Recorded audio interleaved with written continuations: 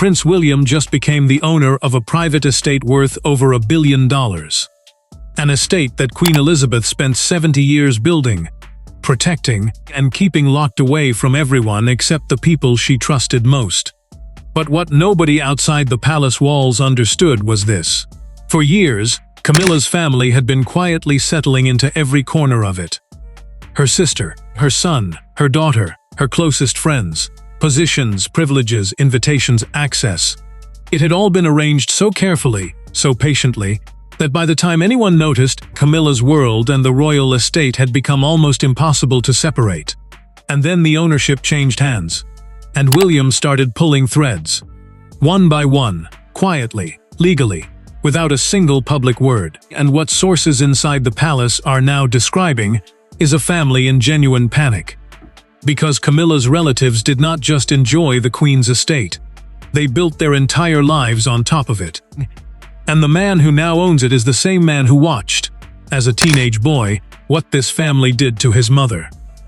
What you are about to hear is why palace insiders say Camilla's family never believed this day would actually come, and why, now that it has, there is absolutely nothing they can do about it. When Queen Elizabeth II died on September 8, 2022, the world watched the big transfer. Charles became king. That was the headline on every screen on Earth. But behind that headline, a second transfer happened. Quicker, more technical, and in the long run, far more dangerous for Camilla's family. The late Queen did not just leave behind a crown. She left behind private property. Real, legally owned, personally held property. Balmoral Castle in Scotland, worth an estimated $140 million. Sandringham House in Norfolk, worth around $65 million. And surrounding them the private investments, the art, the jewels she personally owned, the land, the farms, the cottages, the stud farms, the portfolios. Financial experts estimated her total private fortune at well over $500 million, with some assessments placing it considerably higher. Here is the detail that changed everything. This was not crown property. Crown property belongs to the institution. It cannot be sold, cannot be inherited, cannot be controlled by any single person.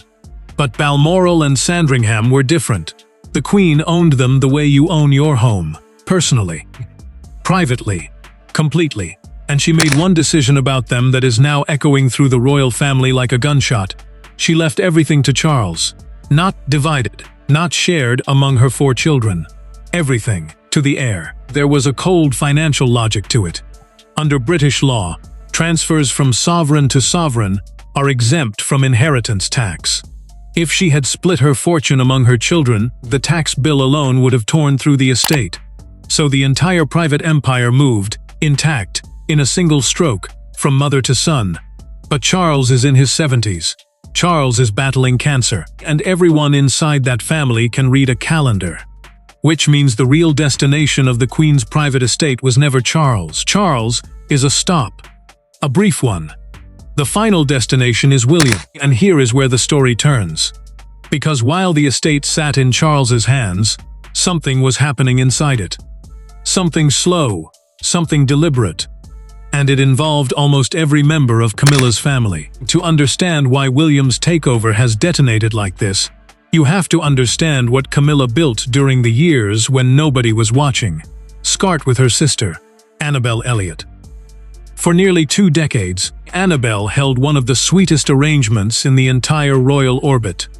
She was the interior designer for the Duchy of Cornwall, the billion-dollar estate that funded Charles's household. She designed holiday cottages on the Isles of Scilly. She renovated properties at Restormel Castle. She transformed estates in Wales. She was named one of the most influential female interior designers in Britain, and she never competed for any of it. Not once. She was hired in 2005, the same year her sister married the man who owned the estate. Royal watchers had a phrase for arrangements like this. They called them family favors. Then there is her son, Tom Parker Bowles, a food writer betrayed but a man whose proximity to the crown grew year after year. Invitations to events once reserved for blood royals. Access to circles his surname alone would never have opened. And then came the moment that insiders still describe with disbelief. Christmas at Sandringham. the most private, most protected family tradition in the monarchy. Late Queen guarded that guest list for 70 years. Camilla invited her son. Reports say William made his position unmistakably clear. He would not attend the main Christmas lunch if Tom was there. Tom came anyway, and William, the future king, spent Christmas away from the big house at his own future estate. Let that sink in. The heir to the property was pushed out of the family gathering on his own future land because Camilla's son wanted a seat at the table, and her daughter, Laura Lopez. For years, Laura lived a genuinely private life, but as Charles's reign began, royal watchers noticed the shift. Appearances at premieres, at state-adjacent events, at functions where her presence, a decade earlier, would have been unthinkable. Friends of the family were being threaded into royal life too. Godparent roles, official patronages, quiet introductions to the right people. One palace insider described the pattern with brutal simplicity. It wasn't an invasion. Invasions get resisted. This was an occupation by invitation. Every door was opened from the inside, and at the center of it all sat Camilla. Sources who worked inside the household during those years describe a woman who understood exactly what she was doing. Royal biographer Christopher Anderson has written that Camilla was known for privately shaping Charles's view of his own sons, whispering her assessments of William and Harry when nobody else was in the room. Other biographers have documented her team's relationships with key journalists, relationships that produced helpful stories for her and damaging ones for others. For 20 years, the system worked flawlessly because the system had one foundation, and one foundation only, Charles. And that is the foundation that is now cracking. When William became Duke of Cornwall in 2022, the financial world noticed the transfer. $1.2 billion, 130,000 acres, $30 million a year in personal income. But almost nobody noticed what William did next. Because William did not announce it, he did not brief it, he did not leak it. He simply waited for the duchy's annual financial accounts to be published. A dry, technical document that almost nobody outside royal finance circles ever opens. And in that document, a name was gone: Annabel Elliot. 20 years of royal employment, over. Not with a statement, not with a thank you, with an omission. Her name simply no longer appeared on the payroll. Royal expert Emmy Griffiths confirmed the removal publicly, noting it had caused, in her careful words, a few ripples. The official line was that it was no reflection on Annabel's work, and everyone understood what that meant. It was never about her work. One royal source was far less diplomatic, saying William wanted to, quote, cut away the royal hangers-on. Cut away the royal hangers-on. That is the phrase that reportedly landed in Camilla's household like ice water, because if Annabel was a hanger-on, what did that make everyone else? And William was not finished. At the same moment Camilla's sister disappeared from the books, William began appointing his own people to the estate's most sensitive positions. His personal friends, godparents to his children, men whose loyalty ran to William and only to William. Every seat that had once been filled from Camilla's world was being reviewed. Every arrangement built around her comfort was being re-examined. One courtier described the atmosphere inside the duchy offices in a single sentence. It felt like a new government had taken power, because it had. But the payroll was only the visible move. The move that truly terrified Camilla's family was the one they could see coming, but could not stop. Because the duchy was never the real prize. The real prize was the Queen's private estate itself, Balmoral, Sandringham, the homes, the land, the money, and the legal truth about those properties is something Camilla's family had spent 20 years trying very hard not to think about. Here is the fact at the heart of this entire story, and it is a fact most people have never heard stated plainly. Camilla owns almost nothing. Think about that. The Queen of the United Kingdom. The woman at the very top of the most famous family on earth. And in strict legal terms, nearly everything around her belongs to someone else. Buckingham Palace belongs to the Crown. Clarence House belongs to the Crown. Balmoral and Sandringham belong to her husband. Her title, her position, her staff, her security, her income, her homes. Every single one of them flows from one man, and that man is fighting cancer at 77 years old. The moment Charles dies, and palace insiders speak about this with a plainness that is genuinely chilling, the private estate transfers instantly, automatically, the same way the duchy transferred to William in 2022. No vote, no negotiation, no discussion. William becomes king in the second his father's heart stops, and with that second comes Balmoral, Sandringham, and every private asset the late Queen accumulated across 70 years. And Camilla becomes, in that same second, a widow with no property of her own. Because here is the detail that turns this from uncomfortable into devastating. Camilla once had a home. A real one. Ray Mill House in Wiltshire. She bought it with her own money, before Charles, before the crown, before everything. She loved that house. She called its garden the best therapy in the world. It was the one place on earth that was entirely hers. And then, as her royal role grew, she made a decision. Reports indicate the property slipped out of her independent control as her life merged into Charles's world. The retreat was gone. The escape hatch was closed. She traded the only thing she owned for a place inside a palace that someone else's son now stands to inherit. One former palace aide put it with brutal clarity. She spent 20 years climbing into the house and never once asked who owned the house. William owns the house. Or he will. And everyone in that family knows exactly what William remembers, because this is not just a property story. It never was. This is a story about a boy who was 15 years old at Balmoral on an August morning in 1997, when his father walked into his room before dawn and told him his mother was dead. A boy who later learned that when the news came from Paris that night, the first call his father made was not to the Queen. It was to Camilla. She knew before William did. She comforted Charles before his own sons had even been woken. Camilla now walks those same grounds as Queen.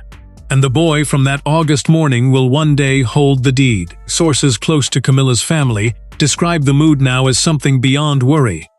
They use words like exposure, vulnerability. One insider went further and used the word terror. Because look at the position each of them is in. Annabel Elliot has already tasted it.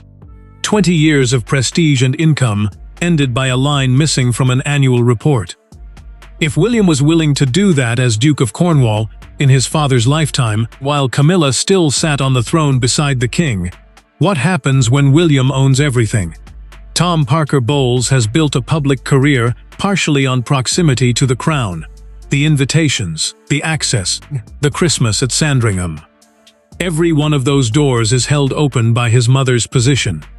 And his mother's position has an expiration date written into the laws of succession. Royal commentators have already begun asking the question publicly.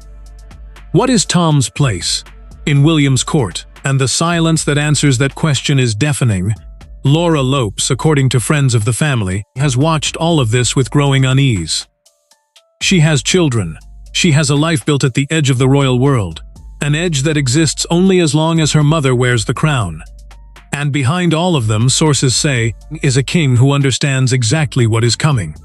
Insiders report that Charles, even while undergoing cancer treatment, has raised the subject with William directly. Quiet conversations, personal ones. The message, according to one source, was simple. Leave Camilla alone, protected her.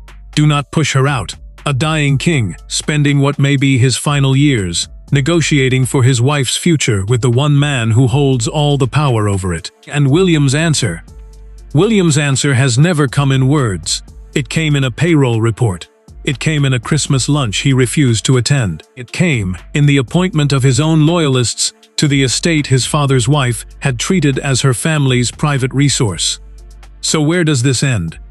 When the transfer comes, and it will come, Camilla loses the title of queen in the same instant.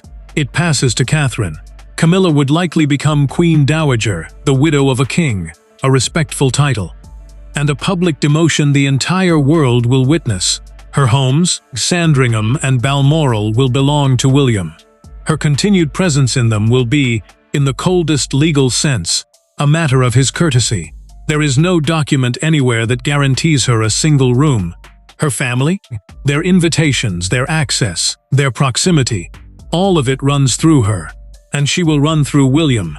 Royal historians point out that William has watched this exact mechanism before. He watched his own mother stripped of her HRH after her divorce, reduced from royalty to petitioner inside the family she had given her youth to.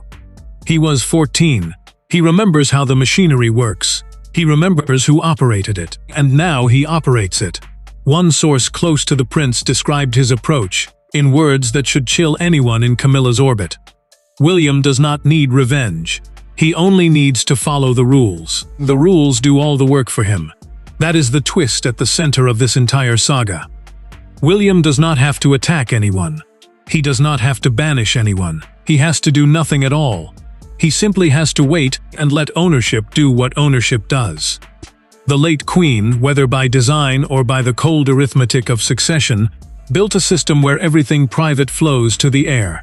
And the heir is Diana's son. Camilla's family spent 2 decades building their future on an estate they did not own, in homes they did not own, under a crown they did not inherit, protected by a man whose time is measured now in medical updates. And with every passing month, the deed moves one heartbeat closer to the one man who has never forgotten a single thing.